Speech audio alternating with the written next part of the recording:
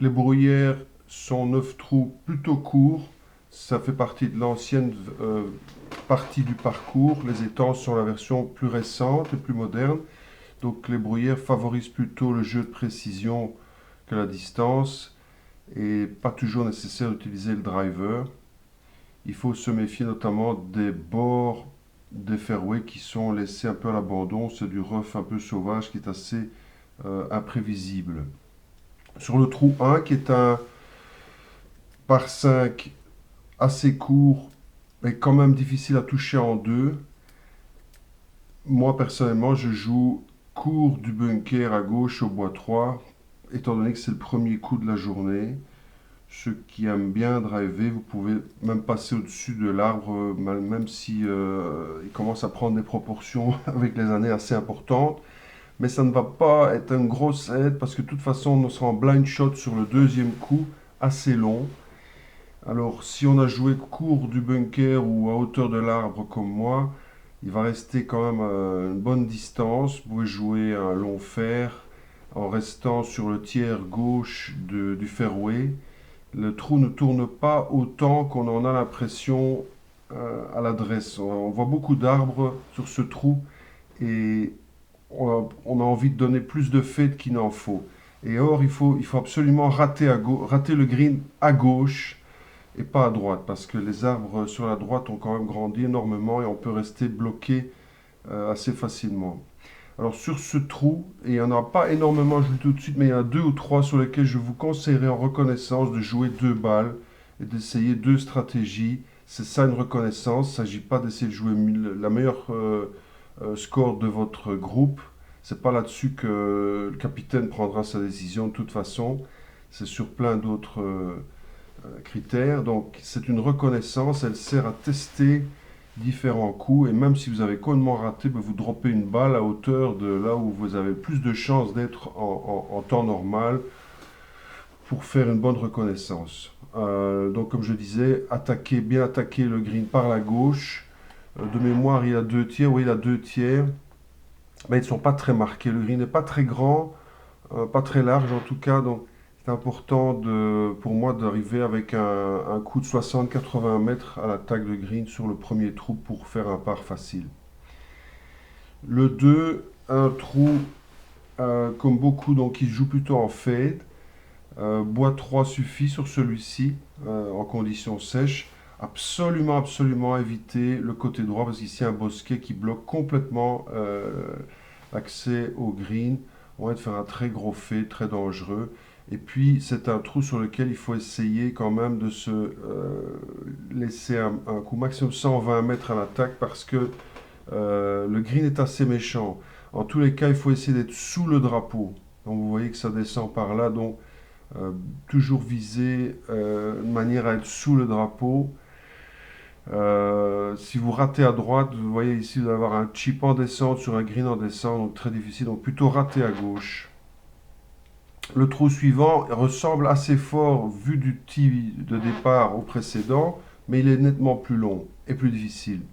C'est un coup, ici on doit jouer plutôt le drive et tout droit, bord gauche si possible. Il y a une petite maison ici dans le fond qu'on devine, maisonnette qui servait de mire auparavant. Grande chance de se retrouver dans le rough à gauche qui a pris de l'importance, même avec un très bon coup, bois 3 ou drive. Donc, je vous conseille d'en dropper une, même si vous n'êtes pas dedans en reconnaissance, d'en dropper une dedans pour voir ce que ça fait de jouer un coup de 150 mètres du rough. Le green est énorme. Moi, personnellement, mes coups de longue distance comme ça dans le rough ont tendance à partir, euh, comment dirais-je, plutôt en fade. Donc, comme j'ai mis dans mes notes en bas, je vise à gauche et je prends un club en moins parce qu'en venant du rough et en tapant fort, en général, la balle roule très fort derrière et le green est assez roulant. Et il m'arrive souvent de me retrouver, de traverser tout le green, par exemple, si j'ai carrément un rescue à jouer, ce qui est pas rare hein, sur ce trou, et de me retrouver derrière. Et comme le green est très grand, ben, ça peut être très loin du drapeau.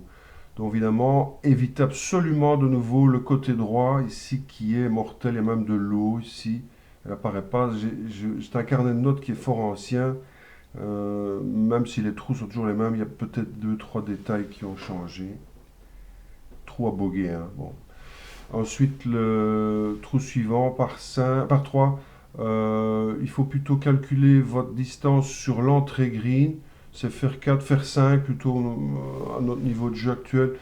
Euh, En tombant juste avant ou au début green, en général, on va vers les drapeaux qui sont souvent ici au milieu parce qu'il y a énormément de pentes sur le green, donc il n'y a pas tellement d'emplacement de drapeaux possible. Ils sont toujours un peu dans la cuvette. Donc c'est un par 3 relativement facile, sauf s'il y a grand vent. Ensuite, un trou de récupération également, donc pas très compliqué, si ce n'est qu'on est en blind shot au départ, parce qu'il y a une grosse butte de vent, mais c'est très large, drive sans problème. Euh, Par 3 aussi assez simple derrière. Normalement, vous jouez un club en moins que sur le par 3 précédent. Faire 6 en général ici. Un green assez plat, pas très compliqué. Le trou numéro 7, par contre, voilà, ça c'est de nouveau un trou sur lequel je vous conseille de jouer plusieurs balles, de vous mettre à hauteur de la balle de vos copains, par exemple, pour voir qu'est-ce que ça fait, parce que le trou peut se retrouver, on peut se retrouver à jouer très très différemment selon ce qu'on a tapé. Moi, je joue de nouveau bois 3 ici parce que j'ai eu trop de blagues avec des drives, excellents drives qui se retrouvaient bloqués derrière les arbres ou qui rentraient dans la lisière, etc. Et alors, ça devient très compliqué. Sur ce trou, la clé, c'est de rester sur le fairway parce que le rough est quand même très humide. Il y a même ici le long, vous voyez, de l'eau des deux côtés. Donc, c'est vous dire si c'est très humide. Absolument rester sur le fairway. Il n'est pas très long, 480, ouais, mais ça roule. Euh, Absolument privilégier le fairway, surtout le deuxième coup, et jouer plutôt la partie gauche du fairway sur le deuxième coup parce qu'il y a un léger descente, donc les balles tapées milieu vont se retrouver bord droit. Et pour les gros frappeurs, ben, je vous déconseille même d'essayer d'attaquer, sauf si vous êtes vraiment sûr d'avoir les très gros frappeurs, d'avoir la distance, parce que se laisser 30 mètres sur ce trou-là, c'est pas un cadeau parce que c'est toujours très mauvais au niveau de l'herbe dans la dernière zone et vous allez donc vous retrouver avec une approche assez difficile. J'ai vu beaucoup de coups grattés là-bas, même par de très bons joueurs. Et donc moi je préfère me laisser un plein coup de wedge, tranquille, donc bois 3, faire 5 ou faire 4 ici, bien en ligne. Et puis une approche franche sur le green et vous avez un peu pour birdie, hein, il y a 20 sur 22, c'est un assez petit green, raison de plus pour éviter de l'attaquer en deux. Le trou numéro 8, de nouveau un 3C calme, facile, trou de récupération. Il y en a pas mal sur Bruyère, faut pas vous en plaindre parce qu'après sur étang, il n'y en a pas un seul, hein, donc ici on est drive en fade ou en ligne. Et puis la seule chose je dirais, il faut essayer de jouer court du drapeau sur le green. En général ils sont ici les drapeaux. Et si vous êtes derrière, vous avez un peu de quand même assez difficile en descente, double pente. Donc moi je me calque en général sur l'entrée droite du green. De là, je sais toucher à peu près tous les drapeaux facilement. Peter vers les drapeaux. Alors le trou 9, un magnifique trou, le seul trou qui va favoriser les joueurs de draw. Mais c'est pas nécessaire, hein. On va juste éviter évidemment le fait sur ce trou-ci. Mais pour le reste, même en fait, vous pouvez passer au-dessus de l'arbre à l'aise. Il n'est qu'à 145 mètres, même s'il est devenu énorme depuis quelques années. Ça passe au bois 3, ça passe avec un drive tillé bien haut. Je pouvais jouer en ligne. Vous pouvez me mettre dans le rough à gauche si votre, comment dirais vous mettez trop de draw, si, voilà, si se passe un problème. De là, ça joue encore. La seule chose, c'est que l'attaque est rendue difficile par des arbres qui sont ici à l'entrée gauche et qui ont bien grandi aussi. Donc le meilleur coup, ça reste quand même un bois 3 ou un drive qui viendrait ici vous mettre derrière avec un fer 7 ou un fer 6, fer 7, fer 8. Euh, Ça n'a pas l'air ici, mais c'est quand même déjà assez loin. Je ne suis pas sûr que la distance soit toujours correcte sur la carte. Donc c'est un trou difficile. Même si vous êtes bord droit, vous verrez, les arbres ici sont une menace et il y a fort à parier qu'ils mettront le drapeau côté gauche pour encore augmenter. Donc quel cas vous l'oubliez, hein, vous jouez vraiment pour passer le bunker, quoi, quitte à être long. Il n'y a pas une grosse pente, je pense pas, entre les plateaux. D'ici, ça joue vers un drapeau qui est là.